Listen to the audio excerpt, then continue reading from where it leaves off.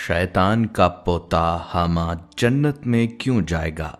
शैतान की बीवी का नाम ऐसा खतरनाक क्यों? बिस्मिल्लाहिर्रहमानिर्रहीम। अस्सलामुअलैकुम। प्यारे दोस्तों, शैतान सिर्फ एक मखलूक नहीं बल्कि इंसान का असली दुश्मन है। ऐसा दुश्मन जो न थकता है, न सोता है, न बाज आता है। बल्कि शैतान हमारा वो दुश्मन है जिसने बाकायदा कसम खा रखी है कि वो हमें सीधे रास्ते से हटाकर ही दम लेगा। लेकिन क्या आप जानते हैं, इब्लीस तन्हा नहीं, उसका पूरा खानदान है, उसकी नस्ल है और वो रोज नई नई शैतानी नस्लें पैदा करता है। हर एक को एक नया काम सौंपता है।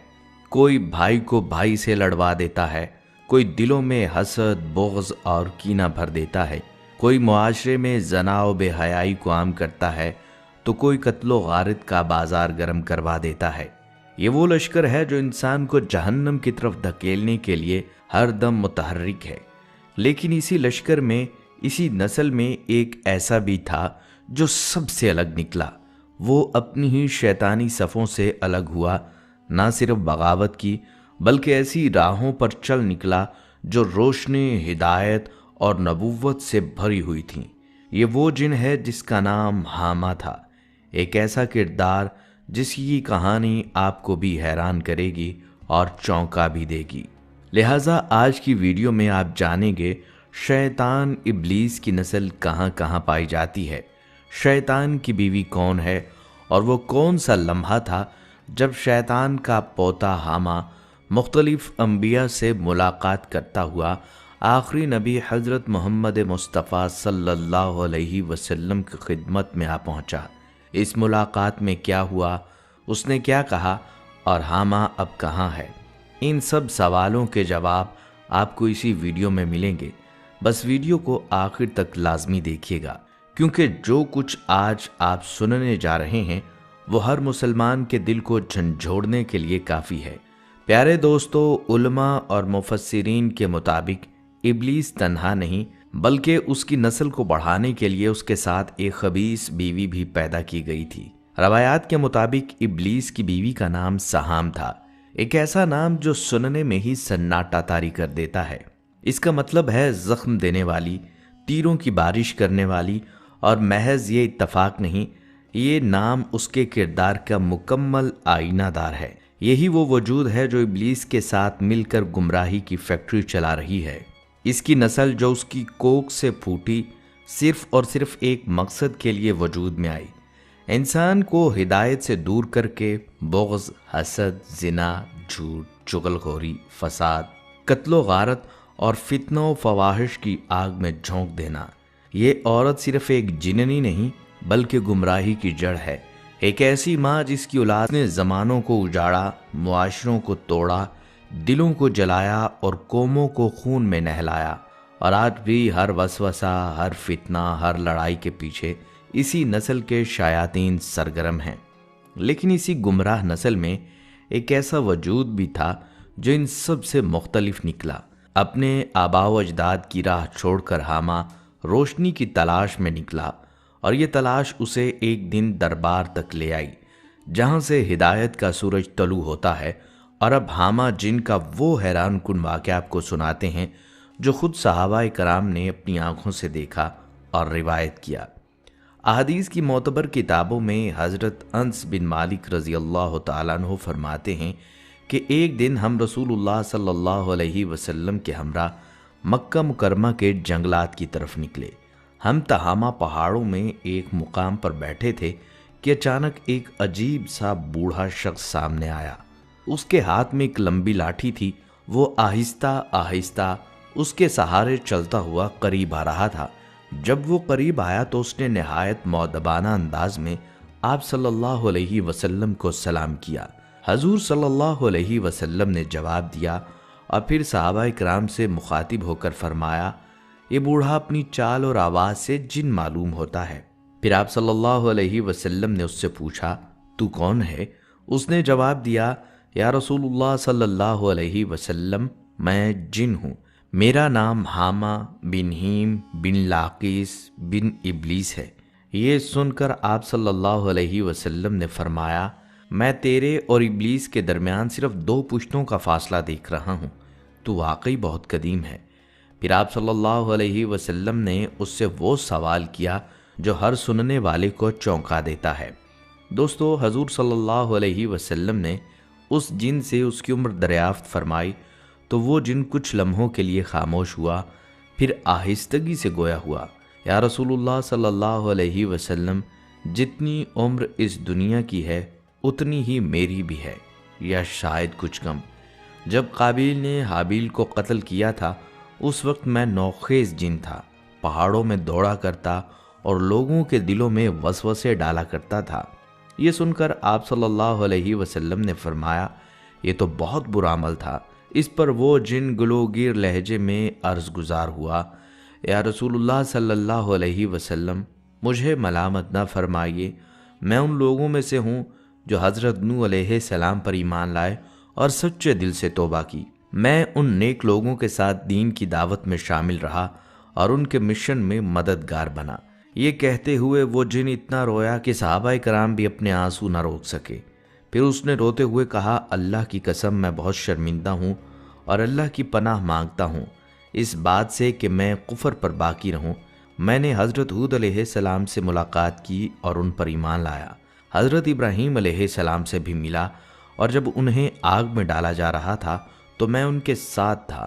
حضرت یوسف علیہ السلام کو جب کنویں میں ڈالا گیا تو میں ان سے پہلے ہی اس کنویں میں پہنچ چکا تھا۔ پھر حضرت شعیب علیہ السلام اور حضرت موسیٰ علیہ السلام سے بھی میری ملاقات ہوئی۔ حضرت موسیٰ علیہ السلام نے مجھے تورات سکھائی اور جاتے جاتے فرمایا، اگر تم حضرت عیسیٰ علیہ السلام سے ملو تو میرا سلام پہنچا دینا۔ وہ جن کچھ لمحے رکا، پھر آہستہ سے کہا، جب میری ملاقات حضرت عیسیٰ علیہ السلام سے ہوئی تو میں نے حضرت موسیٰ علیہ السلام کا سلام ان تک پہنچایا۔ تب حضرت عیسیٰ علیہ السلام نے بھی مجھ سے فرمایا، اگر تمہاری ملاقات محمد صلی اللہ علیہ وسلم سے ہو تو میری طرف سے ان کو بھی سلام کہنا۔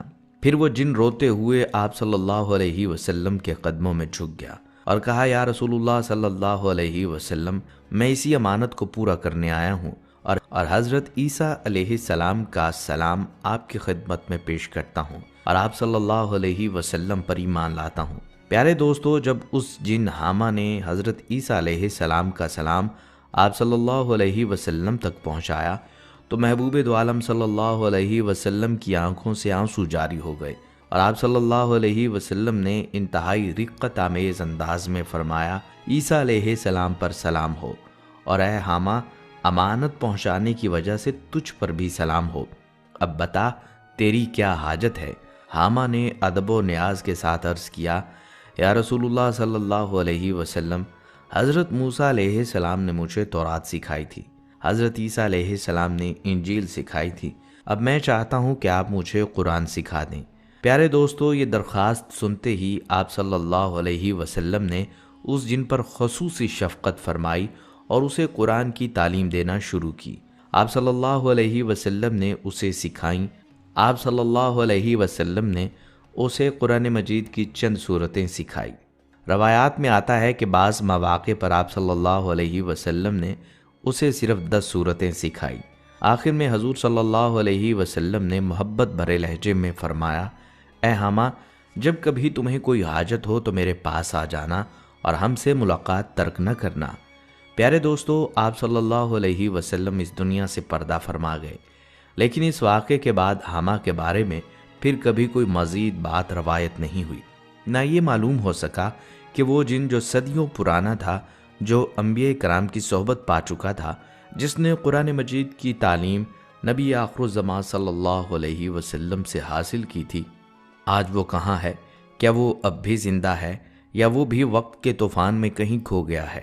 یہ سب کچھ تو صرف اللہ جانتا ہے۔ پیارے دوستو، اب یہاں ایک نہایت اہم حقیقت جان لیجئے۔ حضرت عبداللہ بن مسعود رضی اللہ تعالیٰ عنہ سے روایت ہے کہ آپ صلی اللہ علیہ وسلم نے فرمایا، تم میں سے کوئی بھی ایسا نہیں جس کے ساتھ ایک شیطان مقرر نہ کیا گیا ہو جو ہمیشہ اس کے قریب رہتا ہے۔ صحابہ نے عرض کیا، یا رسول اللہ صلی اللہ علیہ وسلم، کیا آپ کے ساتھ بھی ہے؟ آپ صلی اللہ علیہ وسلم نے فرمایا، ہاں، میرے ساتھ بھی، لیکن اللہ نے مجھے اس پر غالب کر دیا ہے، اس لیے وہ مجھے صرف نیکی کی ہی بات بتاتا ہے۔ दोस्तوں, शैतान का वजूद हमारी आजमाइश के लिए है और अल्लाह ताला ने हर इंसान के साथ उसको मुकर्रर किया ताकि ये दुनिया इम्तहानगाह बनी रहे। मगर अल्लाह की तरफ रुजू, सच्चे दिल की तौबा और नबी सल्लल्लाहु अलैहि वसल्लम की सुन्नत की पैरवी हमें शैतान के शर से बचा सकती है। याद रखें, अल्लाह हकीम मतलिक है। याद रखें, अल्लाह हकीम है और उसका कोई भी काम बेमकसद नहीं होता। जब हम कायनात की किसी भी मखलूक को देखते हैं तो दिल से यही सदा निकलती है, ऐ हमारे रब, तूने ये सब कुछ बेमकसद नहीं बनाया, तू पाक है, हमें दोज़ख के अजाब से बचा ले। दोस्तों, अल्लाह की बनाई हर मखलूक के पीछे एक हिकमत है। इमाम गजाली रहमतुल्लाह अलैह ने कीमियाए सआदत में एक नहायत दिलचस्प वाक़या लिखा है। हज़रत मूसा अलैहिस्सलाम एक बार छत पर थे। उन्होंने एक छिपकली को देखा। उन्होंने अल्लाह से अर्ज़ किया, या अल्लाह, तूने इस हकीर से छिपकली को क्यों पैदा फरमाया? अल्लाह ताला ने फरमाया, मूसा, तुमसे पहले ये छिपकली भी मुझसे यही सवाल कर रही थी कि तूने मूसा को क्यों पैदा किया। ऐ मेरे कलीम, मैंने जो कुछ भी पैदा किया है वो सब मेरी हिकमत के तहत है, बिला वजह कुछ नहीं बनाया। इसी हिकमत के उसूल पर जिन्नात और शैतान की तख्लीक भी एक आजमाइश और निज़ाम का हिस्सा है। रवायात में है कि जब अल्लाह ने इब्लीस की नस्ल बढ़ाना चाही तो शैतान पर गुस्से का अलका किया। इसी गुस्से से एक चिंगारी पैदा हुई और इस चिंगारी से इब्लीस की बीवी पैदा की गई। यानी शैतान की नस्ल भी आग से है और गुस्से से जन्म लेने वाली है। फिर अल्लाह ताला ने फरमाया, ऐ इब्लीस, मैं जितनी औलाद आदम पैदा करूँगा उतनी ही औलाद तुझे भी पैदा करूँगा। यही वजह है कि हदीस मुबारक में आया है, हर इंसान के साथ एक जिन भी पैदा होता है जो उसे बुराई पर उकसाता रहता है। और दोस्तों, जिन्नात के बारे में ये बात भी जान लीजिए कि वो इंसानों की तरह मुज़क्कर मुअन्नस होते हैं। वो आपस में शादी बया करते हैं, उनकी नस्ल भी चलती है और उनकी औलाद भी पैदा होती है। बाज़ जिन्नात ऐसे होते हैं जो इंसानों की शक्ल व शुबाहत रखते हैं, यानी उनकी दुनिया, उनके रिश्ते, उनका समाज कई मामलात में इंसानों से मुशाबहत रखता है। प्यारे दोस्तों, आपने अक्सर सुना होगा कि शैतान के चेले जगह जगह पाए जाते हैं, मगर क्या आप जानते हैं कि उनकी पैदाइश का निज़ाम क्या है? हयातुल हैवान जैसी मोतबर रवायात पर मुश्तमिल किताब में शैतान की नस्ल के बारे में एक हैरत अंगेज़ वाक़या मज़कूर है। रवायत के मुताबिक शैतान हर रोज़ 10 अंडे देता है। अल्लाह ताला ने इब्लीस के जिस्म में अजीब निज़ाम रखा है। उसकी दाएं रान में नर की शर्मगाह और बाएं रान में मादा की शर्मगाह है, जहां से रोज़ाना 10 अंडे निकलते हैं और इन अंडों से नए शयातीन और शैतानियाँ पैदा होती हैं। ये सिर्फ आम शयातीन नहीं बल्कि हर एक मखसूस काम पर मामूर होता है। आइए इनमें से कुछ के नाम और काम देखते हैं। तरतबा, इब्लीस की बीवी। लाकेस और लहान वज़ू और नमाज के वक्त वसवसे डालने पर मुकर्रर हैं। जब आप नमाज के ख्यालात में खो जाएं, समझ लीजिए यही कारिंदे फाल हैं। हफाफ, ये सहरा में शैतानी फितना फैलाता है। बसर, मुसीबत ज़दा इंसानों को गलत रद्द अमल पर उकसाता है। नोहा, चीखो पुकार, चेहरे नोचना, कपड़े फाड़ना। अवीज़, अंबिया अलैहिस्सलाम के दिलों में वसवसे डालने पर मामूर था, मगर अंबिया कराम को अल्लाह ने इन शयातीन से महफूज रखा। आऊर, जिना पर मामूर है और रवायत में आता है कि वो जना के वक्त मर्द औरत की शर्मगाहों पर सवार होता है। वासिम, ये शैतान घरों में बग़ैर सलाम और ज़िक्र इलाही के दखल होने वालों का मुंतज़िर रहता है। फिर वो घर में झगड़े, नफ़रत और फितना बर्पा करता है। मतूस, ये शैतान झूठी खबरें, अफवाहें और वहम और वसवसे फैलाता है और यही वजह है कि मुहद्दिसीन फरमाते हैं, भूत परीत, चुड़ैल, जिन्नात, कीड़े मकोड़े, ये सब शैतान के अंडों से पैदा होने वाली मखलूक़ात में से हैं। सोचिए अल्लाह ताला ने किस ज़बरदस्त हिकमत के साथ इंसान के मुकाबले में शैतान का लश्कर बनाया। साथ ही हिदायत, कुरान, अंबिया, ईमान और फरिश्ते भी अता फरमाए ताकि इंसान इस जंग में तन्हा ना हो। प्यारे दोस्तों, जैसा कि आपने सुना, शैतान सिर्फ एक अकेला दुश्मन नहीं बल्कि उसकी नस्ल, उसके चेले, उसके कारिंदे दुनिया के हर कोने में फैले हुए हैं। रवायत में आता है कि एक मौके पर शैतान ने 30 अंडे दिए, 10 मशरिक में, 10 मगरिब में और 10 ज़मीन के वस्त में।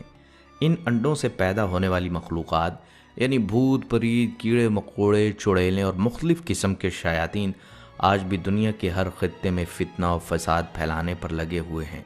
मगर यहाँ एक बहुत अहम बात ज़हन में रखनी चाहिए।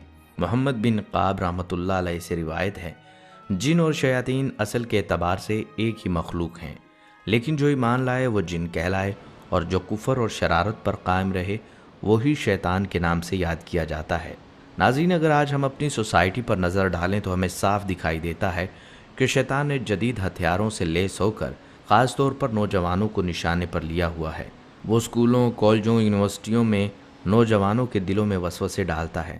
صرف دیکھنے میں کیا ہمدرد ہے، ہمدردی کوئی جرم نہیں، بات چیت مانا تھوڑی ہے، یہ جدید دور ہے، تھوڑا تو ماڈرن بنو۔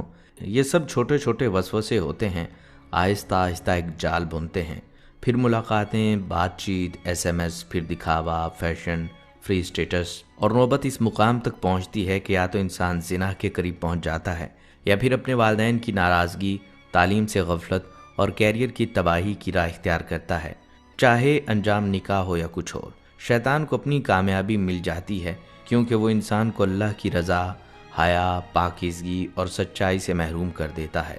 یہی شیطان کا اصل ہدف ہے، انسان کے دل کو آلودہ کرنا، نیت کو دھندلا دینا اور اللہ کی بندگی کو خواہشات کی غلامی میں بدل دینا۔ ایک مرتبہ ایک نوجوان نے مجھ سے سوال کیا، سر میں اپنی کلاس فیلو سے شدید محبت کرتا ہوں، میرا مقصد صرف اور صرف نکاح ہے، کوئی غلط نیت نہیں ہے، کیا مجھے اس سے بات کرنے کی اجازت ہے تاکہ میں اپنے دل کا حال سنا سکوں؟ میں نے نرمی سے جواب دیا، اگر نیت نیک ہے تو طریقہ بھی نیک ہونا چاہیے۔ اسلام نے ایک ہی راستہ بتایا ہے، بزرگوں اور معتبر واسطوں کے ذریعے رشتہ طے کرنا۔ اس نوجوان نے کہا، ابھی وہ پڑھ رہی ہے، اس وقت اس کے گھر والوں کے ذریعے بات ممکن نہیں۔ میں نے کہا، تو کیا ہوا؟ نکاح کی عمر تمہاری بھی ہے، اس کی بھی ہے، اگر نیت سچی ہے تو رشتہ طے کر لو، نکاح بعد میں بھی ہو سکتا ہے، لیکن براہ راست بات چیت نہیں۔ یہ وہ دروازہ ہے جہاں شیطان تمہارا منتظر ہے۔ میں اسے سمجھاتا رہا، براہ راست بات چیت میں بہت سی خرابیاں چھپی ہوتی ہیں جنہیں تم آج دیکھ نہیں سکتے۔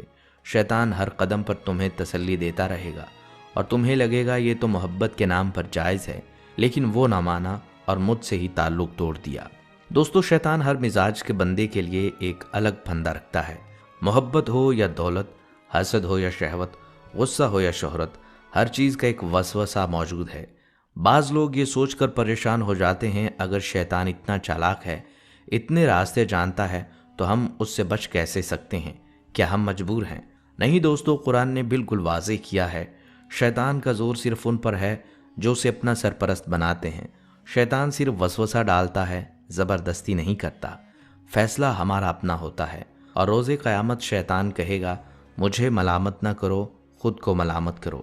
تو بچنے کا راستہ کیا ہے؟ ہر کام سے پہلے خود پوچھیں، کیا یہ عمل قرآن و سنت کے مطابق ہے؟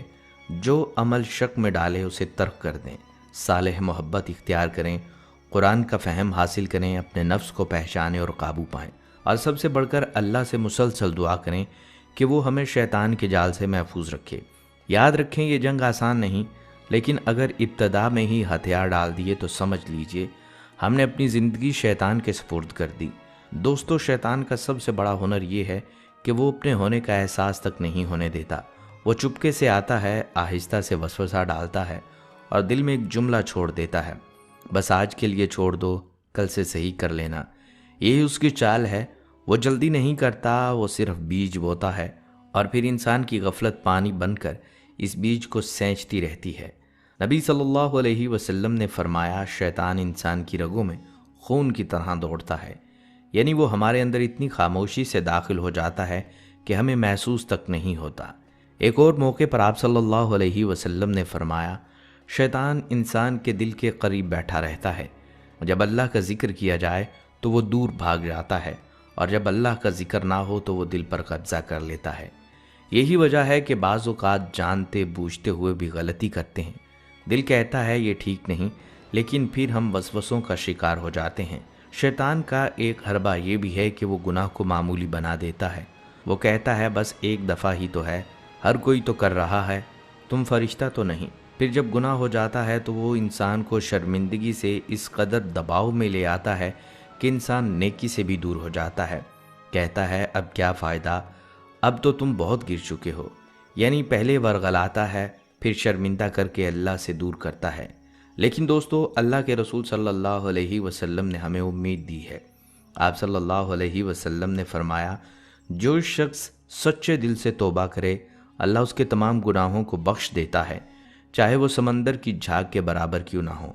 और आप सल्लल्लाहु अलैहि वसल्लम ने ये भी फरमाया, अगर तुम गुनाह ना करो तो अल्लाह ऐसी मखलूक पैदा करता है जो गुनाह करे और फिर तौबा करे ताकि अल्लाह उन पर रहम करे। ये है रब की रहमत। याद रखिए, शैतान सिर्फ उन पर हमला करता है जिनमें खैर के आसार होते हैं। जो पहले ही गुमराह हो चुके हों उनकी तरफ वो पलट कर भी नहीं देखता।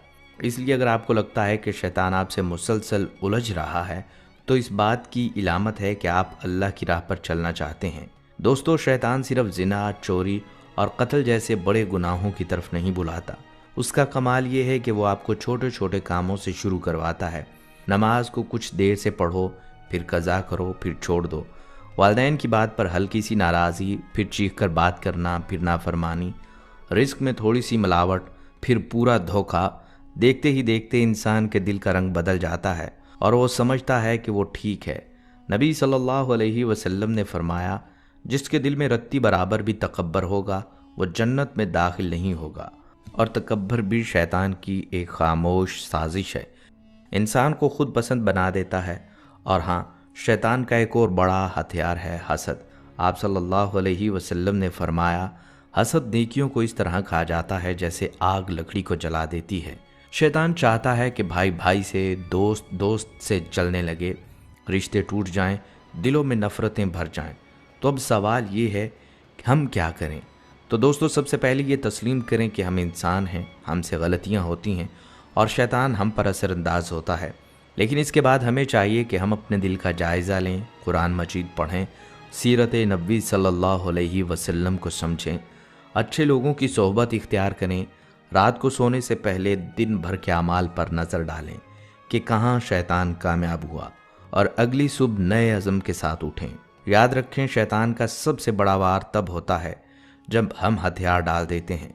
इसलिए अगर आप किसी गुनाह में मुब्तला हैं, किसी गलत आदत का शिकार हो चुके हैं, तो अभी इसी लम्हे अल्लाह से एक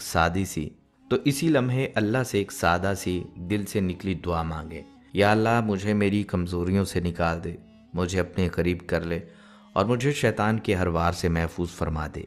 क्या पता आपकी यही दुआ अल्लाह को इतनी पसंद आए कि वो आपकी ज़िंदगी बदल दे। दोस्तों, ये दुनिया आर्जी जगह है, यहाँ का हर लम्हा आजमाइश है। शैतान हर मोड़ पर छुपा बैठा है, लेकिन अगर हमने अल्लाह को अपना बना लिया तो शैतान खुद हमारे सामने बेबस हो जाएगा। दोस्तों, अगर आपको ये वीडियो पसंद आई है और इसने आपके दिल को हिलाया है तो इसे लाइक कीजिए और बाकी दोस्तों के साथ भी इसको शेयर कीजिए। अगली वीडियो तक के लिए इजाज़त दीजिए। अल्लाह हाफिज़।